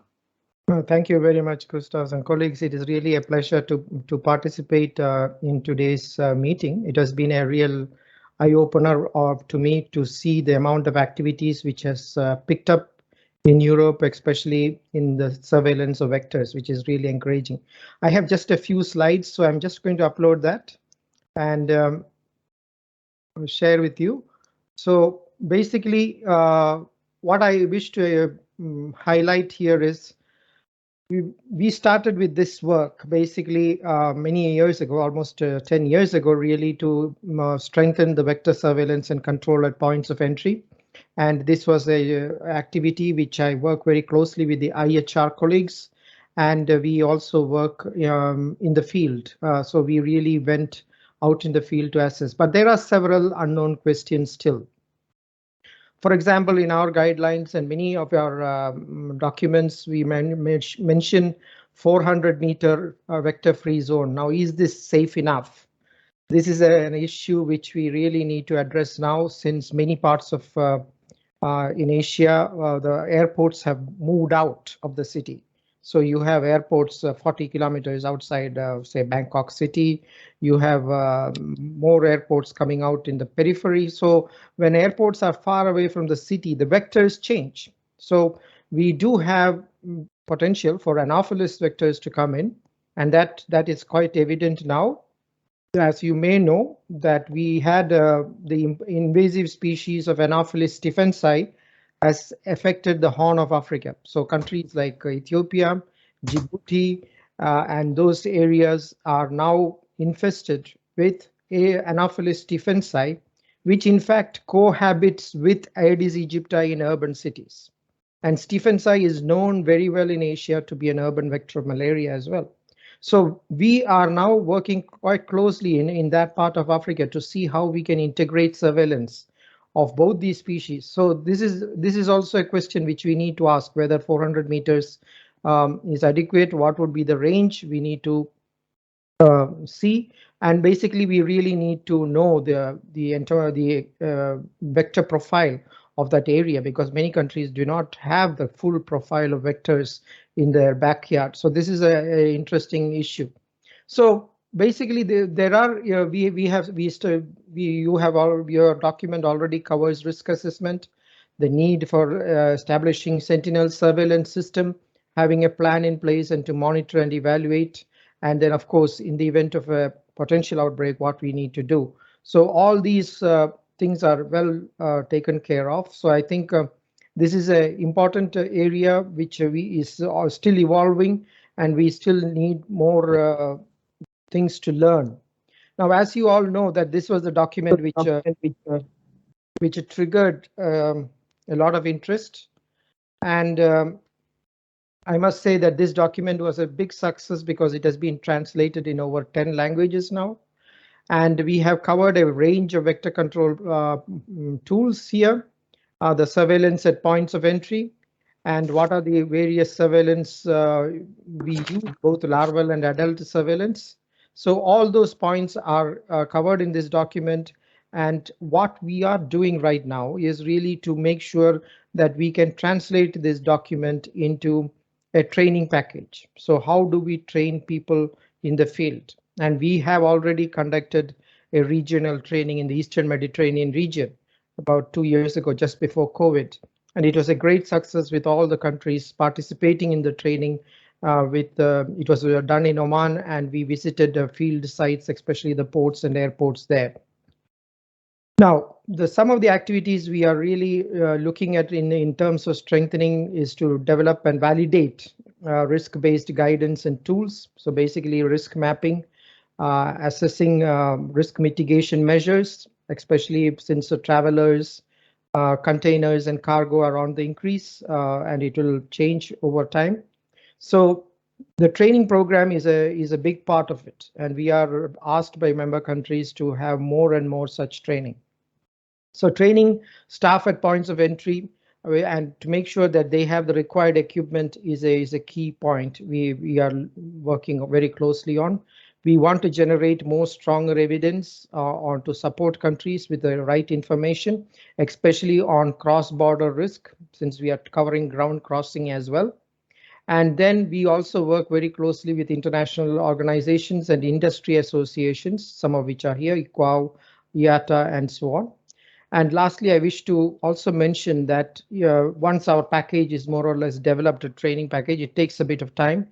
We hope to put it within the open WHO courses so that people can learn on their own at their own pace. And as you know, open WHO is a very popular area where you have more than 300 courses available right now. Nearly 3 million people have participated in it in various topics, and we are going to introduce many topics on vector surveillance and control in open WHO as well. So I will stop there. Thank you very much for giving me this opportunity. Thank you, Rama. Thank you very much. And also we hope that we're going to collaborate in this document. We are going to send to you to comment, provide comments, etc. And also possibly in the future to collaborate in training courses. So it's our pleasure to collaborate with WHO, you know that. Yes. So thank you very much. Thank you very much. And Barbara, do you want to introduce the next? Yes, thank you. So it's my pleasure to invite now Dr. Olivier Briet, expert in medical entomology, that is representing the European Center for Disease Prevention and Control and works for the epidemic prone diseases response, if I am correct. So, Olivier, the floor is yours. Hi, thank you. Let me share my screen if I manage that.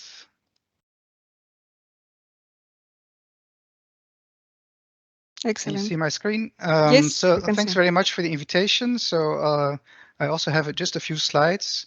So just to talk a little bit about the guidelines that ECDC provided in 2012.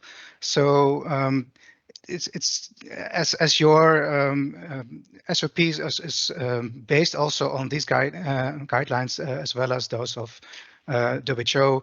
I think it's important to point out that these guidelines were particularly designed based on invasive mosquito species and not in the more general exotic mosquito species. And so the difference is quite important because, of course, the invasive ones are the ones that we expect that they have a potential of establishing themselves, whereas the other ones are probably less at risk.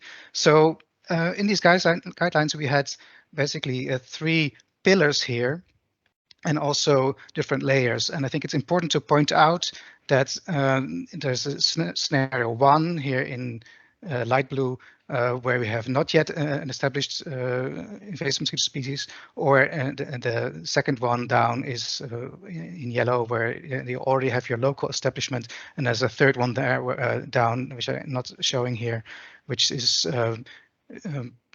talking about when it's already widely established.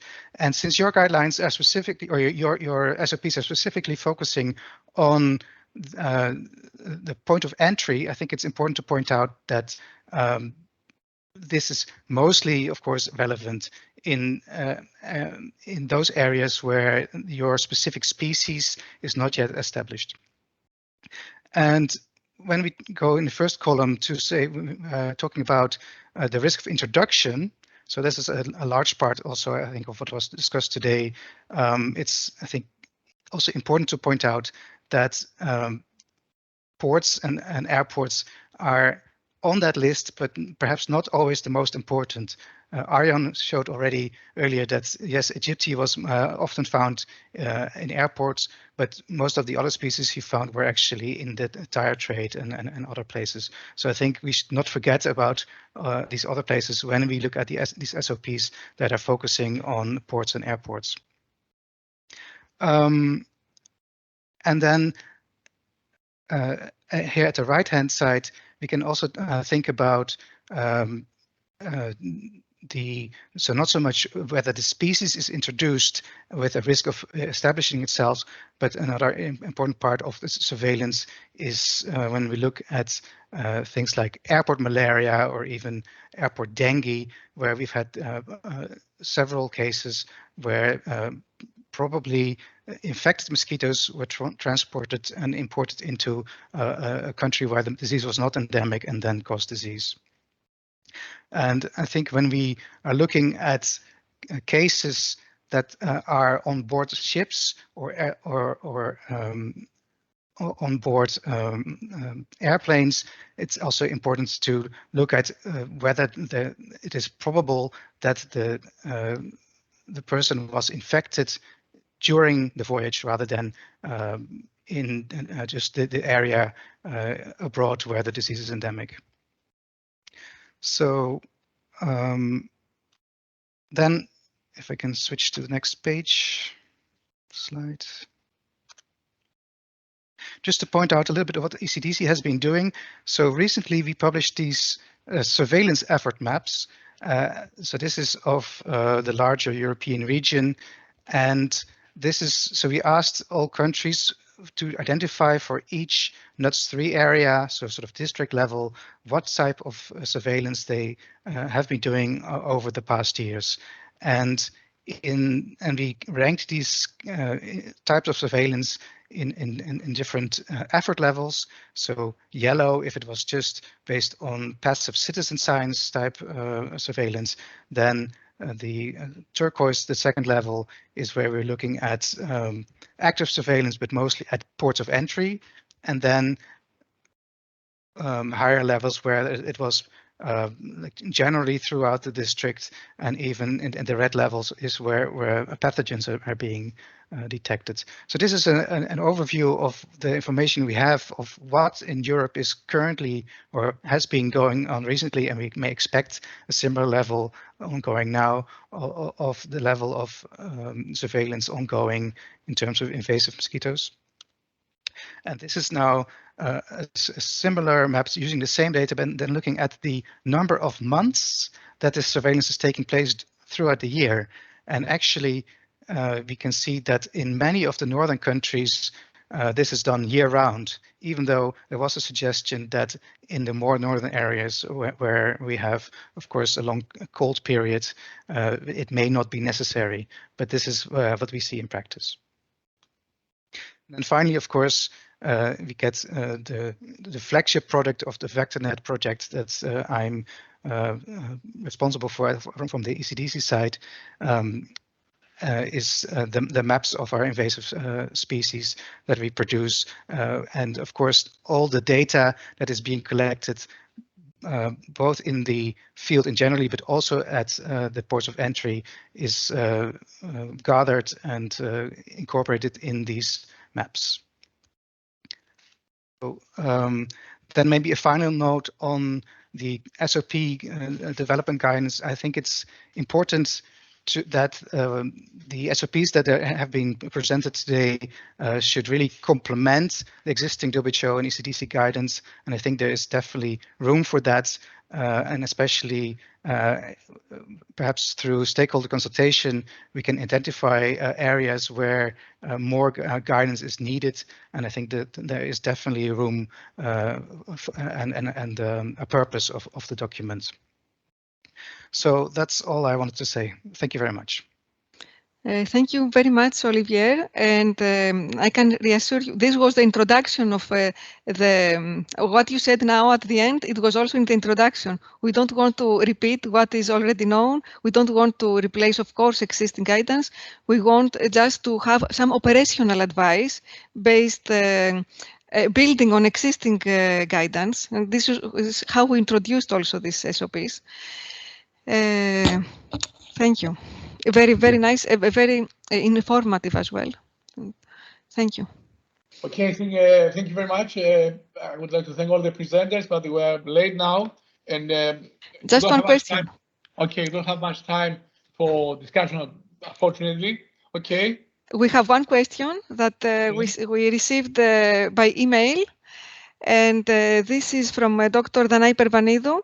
And she asks the risk of entry of invasive mosquito species by road through large international highways crossing countries or around countries' borders, and also at tires and plant trade sites. It would be likely of added value to also establish vector surveillance in such sites.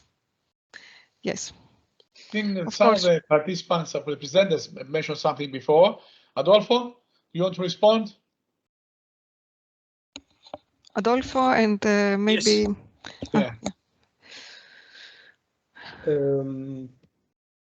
Yes, I think it is something interesting to take place, and anyway, it's the most locations where surveillance is done in ports and airports is also done in cross in places along the highways, or also in places where they import tires or they import plants.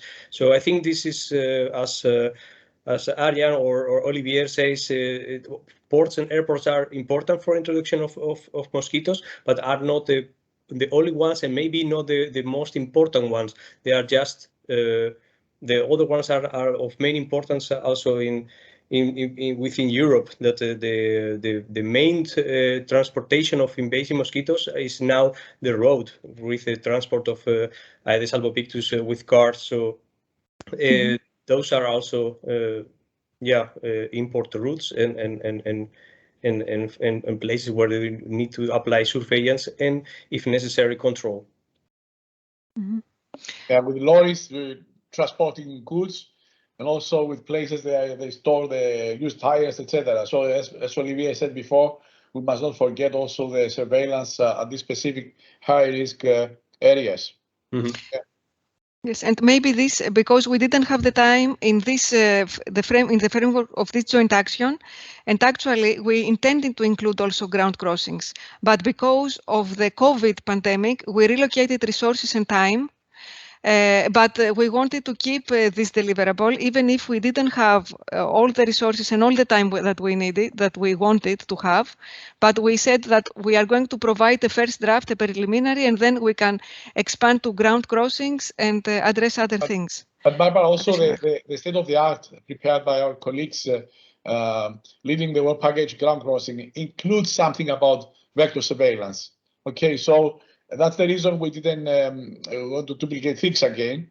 But in any case, if there is a need, we can enlarge the scope in the future and include something also. But our colleagues from Brigida can say something, but they include also something about vector surveillance at ground crossings. Okay. So, Barbara, do you want to close? Any question? Maybe one question from audience. I cannot see any hand raised. But if you have any questions or anything else, you can send us by email.